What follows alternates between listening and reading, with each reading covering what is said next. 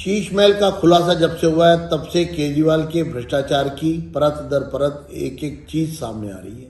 अभी तक इस पूरे मामले में जो इन्वेंट्री 2024 में उनके खाली करने के बाद जो आई थी, उसको ये माना जा रहा था कि ये करोड़ों रुपए का जो सारा सामान है, लाव लश्कर है, जो ये टॉयलेट है, ये जो महंगे टीवी है, और यहाँ तक कि गोल्ड प्लेटेड गोल्ड से का कम्बोर्ड और गोल्ड का वॉश बेसन तक सामने आया है।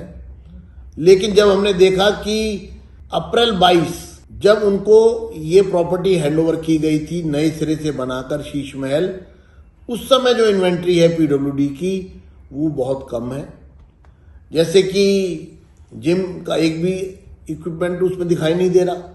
लेकिन 2024 में जो शीश महल में एक सेकंड फ्लोर पर एक बहुत लग्जूरियस जिम लगाया गया, 28 लाख रुपए के टीवी लगाए गए और सोने का कम्बोर्ड और सोने का वॉश बेसिन वो लगाया गया।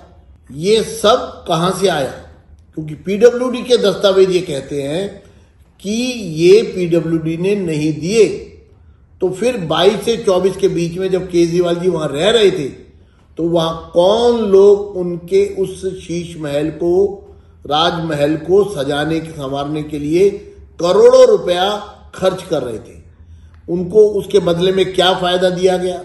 उन्होंने ये पैसा वहां क्यों खर्चा? वो लोग कौन थे जिन्होंने वो पैसा खर्चा? ये जो लग्जूरियस पूरा उसको एक राजमहल को एक शान शौकत से उसको भर दिया गया।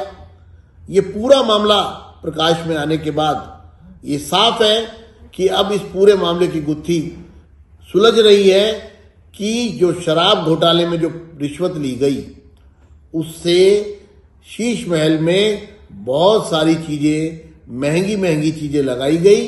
क्योंकि पीडब्ल्यूडी की इन्वेंट्री और जो इन्वेंट्री जब उन्होंने वैकेट किया उसमें जो इन्वेंट्रीज बढ़ी, यानी अप्रैल 2022 के बाद, पीडब्ल्यूडी कहता है कि अप्रैल 2022 के बाद उन्होंने इस शीश महल में कोई आइटम सप्लाई नहीं की।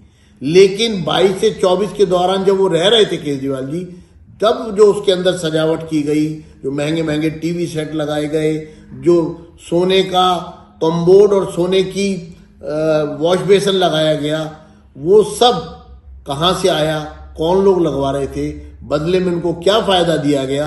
इस पूरे मामले पर आज मैंने उपराज्यपाल दिल्ली श्री वी.के. सक्सेना जी को पत्र लिखकर मांग की है कि इन सब चीज़ों की इन्वेस्टिगेशन होनी चाहिए और वो एजेंसी सामने आनी चाहिए, वो लोग सामने आने चाहिए जो शीश महल पर करोड़ों रुपए का खर्चा कर रहे थे।